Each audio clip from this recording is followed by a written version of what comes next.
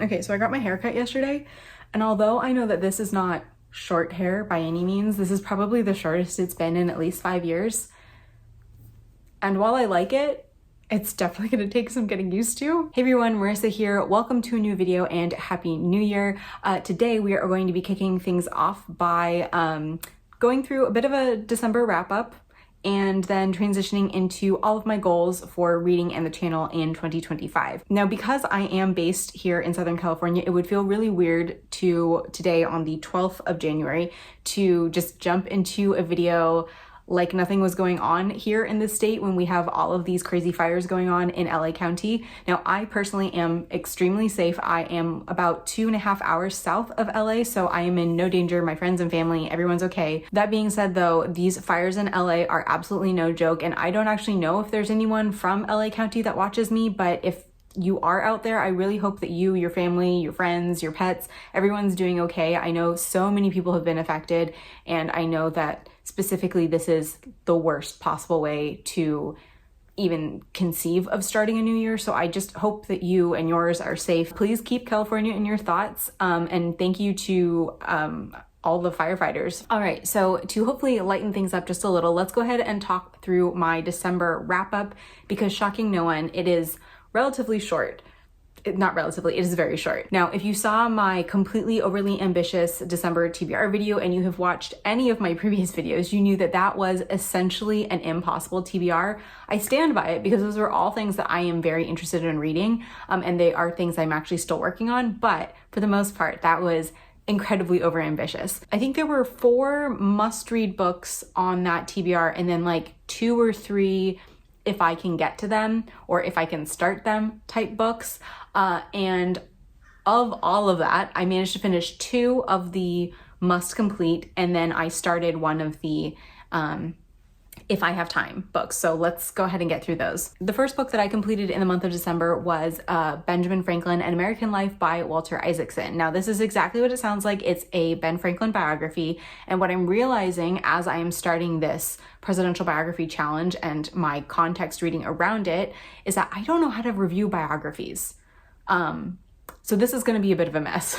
So like I said, this is a biography of Ben Franklin, and this is what I would call kind of a general biography. It does not focus in on like one specific time frame within his life. It just kind of covers the breadth of his existence, if that makes sense. Isaacson did obviously discuss Franklin's career and his ideology and how all of that evolved over the years, but I did really feel like his primary focus was on Franklin the person and not Franklin the historical figure, the founding father, if you will. And so he did, I feel like, spend far more time discussing Franklin's personal relationships, his intimate urges, if you will, his personality, and almost inability to get along with the other brilliant minds of his time. Okay, sorry, I lost my train of thought because my mom called me because my dad couldn't be found. He's fine.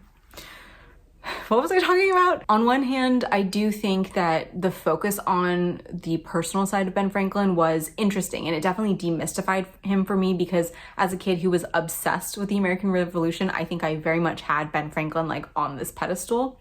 So on one hand, I do feel like he was demystified, he was taken down a peg, if you will. He was an absolutely atrocious father to his actual children, I should say. But on the other hand, I was kind of disappointed because I really wanted more discussion of Ben Franklin, the inventor, Ben Franklin, the thinker, Ben Franklin, the postmaster. And while all of that was mentioned or discussed briefly, I don't feel like we got the in-depthness level of depth.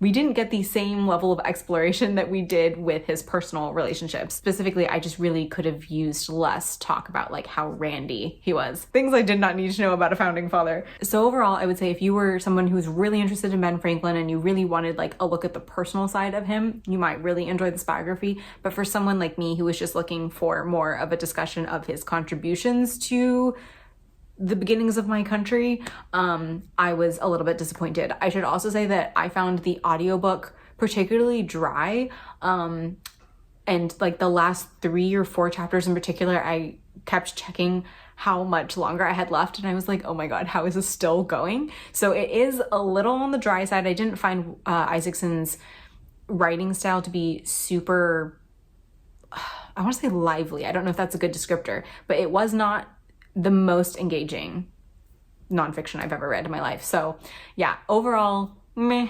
Glad I read it for context, but overall, meh. Now, the other book that I did finish in December was actually probably my favorite book of the year, so I guess it all balanced out in the end, and that was the final volume of the manga series Mushishi by Yuki Urashibata. Now, this I have talked about, I feel like ad nauseum. This was like the only thing I talked about on my channel last year, but this is my favorite manga series of the moment, at least. This is one of my comfort animes. It's one of my comfort mangas, and I am so very glad that I dragged the whole manga series out throughout last year and ended right at the end of the year with the final volume, which is actually volumes 8, 9, 10 combined. It's beautiful artwork.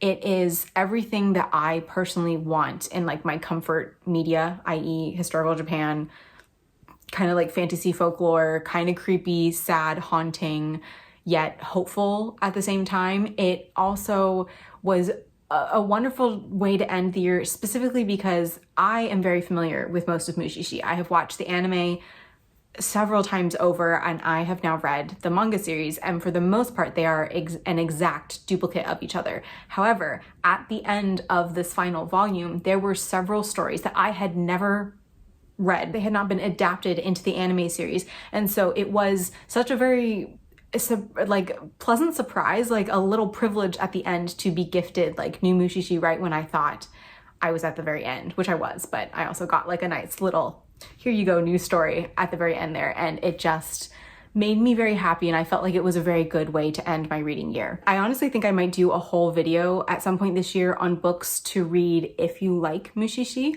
or books that give me the same vibe as Mushishi, because it is so very unique in my mind. I think it's very much for those who like Studio Ghibli, but specifically like Princess Mononoke or Totoro or Spirited Away. Like, it's that kind of Studio Ghibli, not so much Ponyo or Arrietty or The Wind Rises. I might do a whole video on that later this year, because I think that is like my comfort subgenre, if that makes any sense.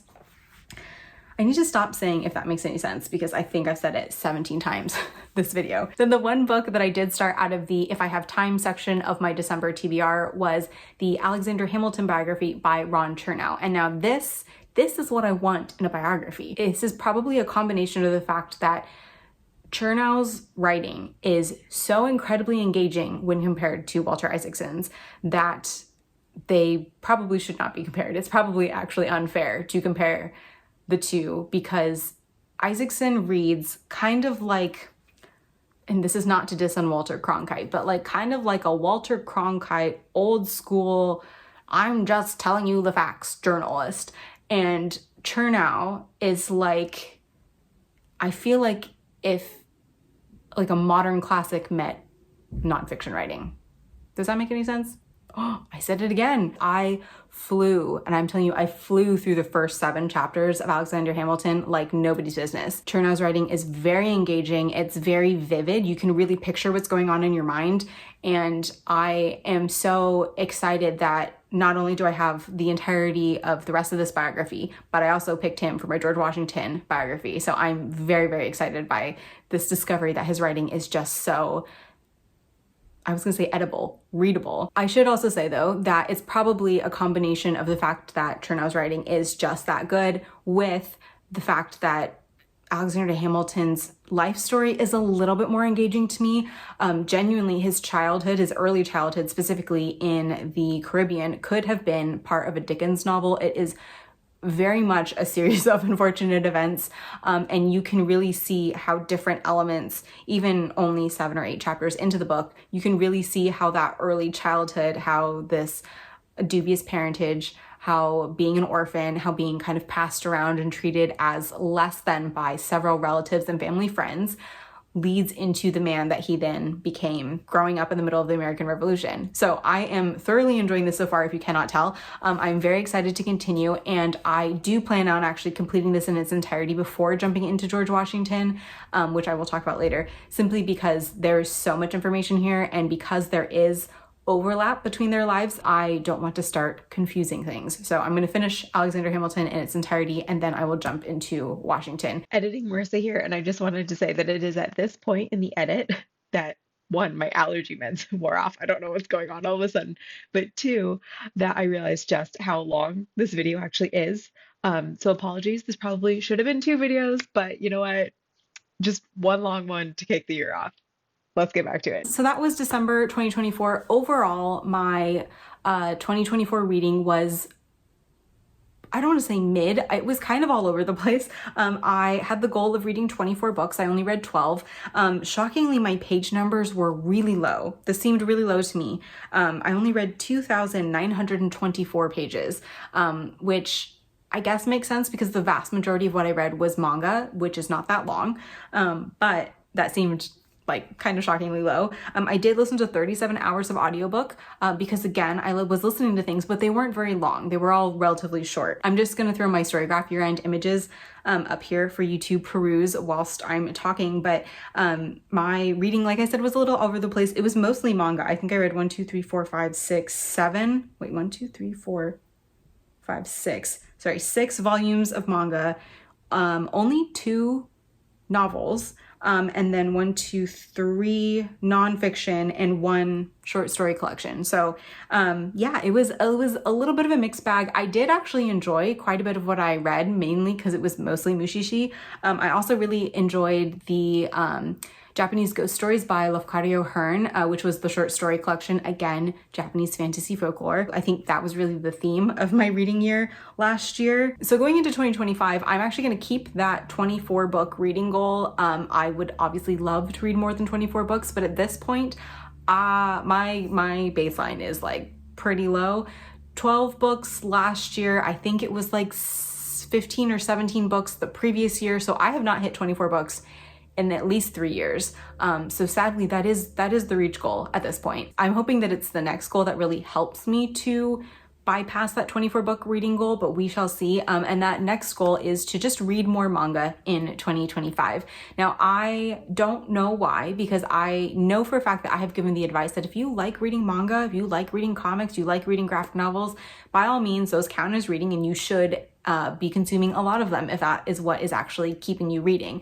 And yet I was not following that piece of advice myself. So it was a real joy to like just dive into it in 2024, and I'm hoping to keep that trend going. I am reading most of my manga at this point in life on my Kindle, simply because I now know what it is like to carry a whole collection of books up 4 flights of stairs, and I cannot be out here collecting ginormous manga collections. However, there is one physical manga that I do own that is unread that I would love to read in 2025. So I thought I would mention this one specifically. Now, full disclosure, I don't really know how to say this title without sounding like a bit of a, like a bit of an ass. In unaccented American English, this would be Dororo, but I feel like that just grates on my ears. So I'm gonna say Dororo, and I apologize if I sound too weird. So this is Dororo by Osamu Tezuka. This is a omnibus collection of the entire manga. This was, I believe, serialized in the 60s. It is about a young man named Hyakimaru, this is Hyakimaru right here, who was born to a warlord father who sacrificed Hyakimaru's body to demons in order to make his kingdom thrive. So the whole series essentially follows Hyakimaru and this young child that he meets, Dororo, who I believe is right there. They journey together, defeating demons in order to get pieces of Hyakimaru's body back.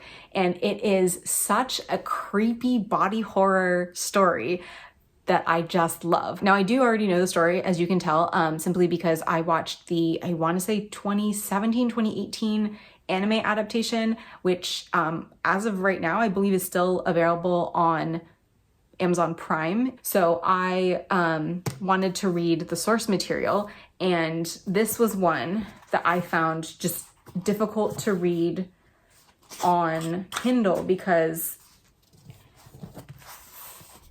like there's a lot of words, actually. There's a lot of dialogue in this one, and it's quite small. So I thought this would be better consumed in physical form. So I would really love to make this my like physical manga read of the year, and then read the most of it on either my Kindle or check it out from the library, because thankfully my library actually has a really good manga and graphic novel section. The next goal I have for my reading in 2025 is to make 12 of the books that I do read books off of my owned TBR, i.e. books that I owned pre-2025. Now I have a book tracker in Notion. I mark owned, unread, read, all sorts of things. I think I might make a video on it. I was inputting a few things that I got for Christmas and did the little unread total down at the bottom.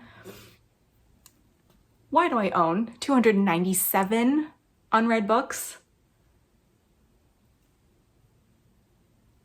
I don't even know what to say. That's an atrocious number. So I potentially own up to 297 unread books. I will say that my tracker, I don't think is super accurate, because I found a few things that I had already DNF'd and donated. So I think I need to do a little bit of an audit and clear through and see if I can make myself feel a little bit better about that number. But genuinely, that is horrifying. I totally believe it, because I have a ton. Like, I would say that actually the majority of what is on my shelves right now, I have not read. The majority of what's on my Kindle, I have not read. Thankfully, the Kindle books I've mostly gotten for free. But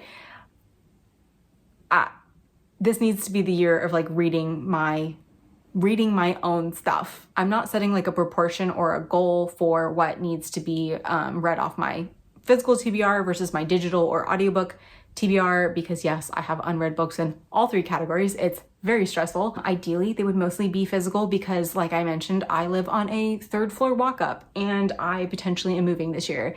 And the thought of moving all of these things down at once again is also stressful. Also, I got one of those cute little, like little diorama shelf inserts for Christmas, and I would love to have space to put it on a shelf. And at this point in time, there's nowhere to put it. So I would like to clear some stuff out, shuffle some things around, create some more space for myself. And mainly this goal is to have books on my shelves that I know, love, and would like to reread at some point. So yeah.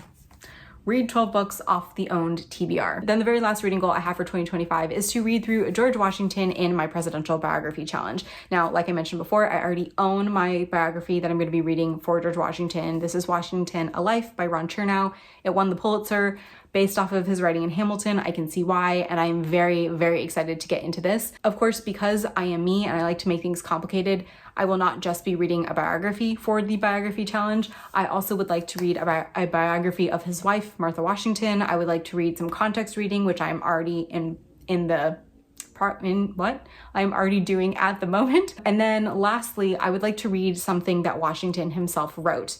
So I could go to the library and take out a collection of his letters. However, I now know that Hamilton actually wrote a lot of his correspondence for him. So I could do that, or I actually own a very slim, little tiny children's book, actually, which is George Washington's Rules of Civility. Yeah, Rules of Civility. Because I have created like excess reading around the biography of George Washington, I have not assigned myself another president for the year. But if I do happen to get through George Washington and I am ready to move on, I am going to be doing them in chronological order. So we will just jump into John Adams, I believe.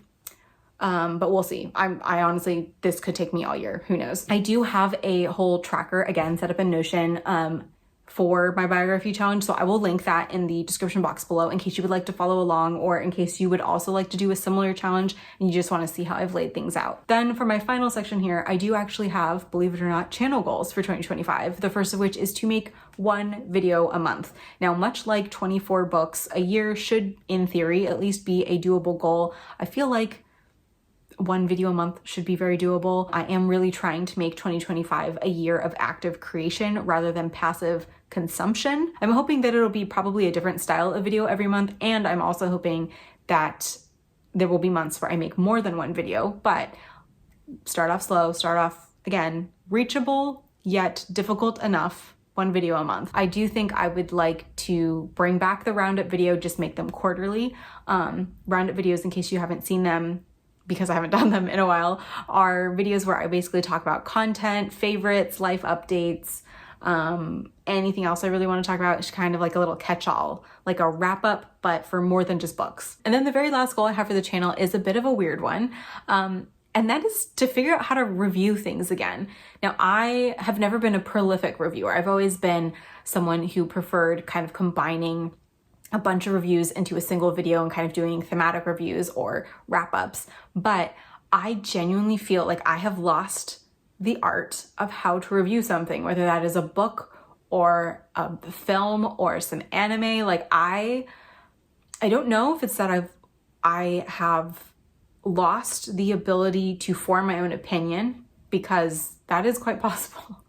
It's terrifying, but possible. But I genuinely feel like it's more an inability to articulate exactly what it is that I liked or disliked about something. I feel like you probably already experienced that in this video when I attempted to review a biography for the first time. I do actually think this was something that was unconsciously holding me back from creating videos last year, because every time I would attempt to discuss a book or discuss whatever it was I wanted to, and then I'd like go back and watch the footage, I would just think to myself, what the actual heck are you saying?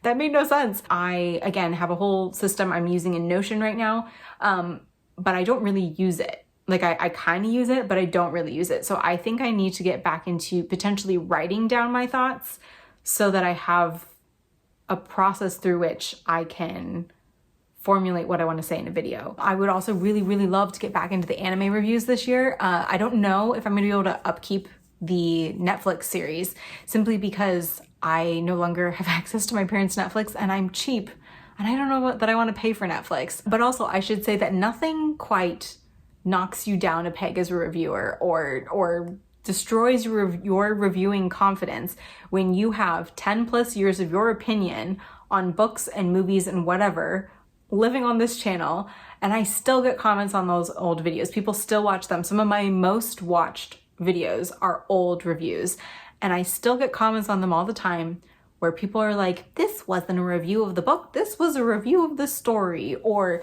you obviously don't know enough to be reviewing books, or you didn't understand this at all, you need to go back and reread this. And quite frankly, I probably didn't understand it. I was 22 years old. I was 22 years old. I probably didn't get the point of the book, and that's okay. This is another video I would love to do this year. The problem with sharing your opinion online is that you are not a static person, but the opinion that you've shared, the format in which you've shared your opinion, I should say, is a static medium. And therefore it looks like your opinion may not have changed when actually it has. So that might be another video coming in the future. I have lots of ideas right now, if you can't tell. But before I continue going on, that is all I have to share with you guys today. That is everything I read in December, everything I'm hoping to accomplish here in this bookish space in 2025. And I just want to say in advance, thank you for sitting through this with me, because I, full disclosure, filmed this once about a week ago and thought, I have too much footage. That's really long. That's going to be a pain to go through. And then refilmed and ended up with even more footage. So that's great for editing me. If you have any goals that you're particularly excited about for 2025, please feel free to drop them in a comment below so I can enjoy them with you. Or if you have any favorite reads from 2024 that you would like to share with us, again, drop me a comment down below. I am so incredibly behind. I'm actually so incredibly behind on BookTube and book everything. I probably should have talked about this earlier. I think the only thing that will help me read and focus on my owned TBR this year is the fact that I am completely 110% out of the loop about new releases, what's popular right now, what people are reading. Like, I am so far removed from all of it right now that I can't even be jealous. I don't even have the impulse to buy books right now because I don't even know what's out there anymore. So if you have anything in particular that you loved in 2024, please let me know down below because I know nothing at this point. All right, okay, I gotta stop talking. Thank you so very much for watching. I hope you're doing well. I hope you have a fantastic rest of your day, and hopefully I will see you in the next video. Bye. Oh my God, I haven't talked to anyone all day. I am chatty.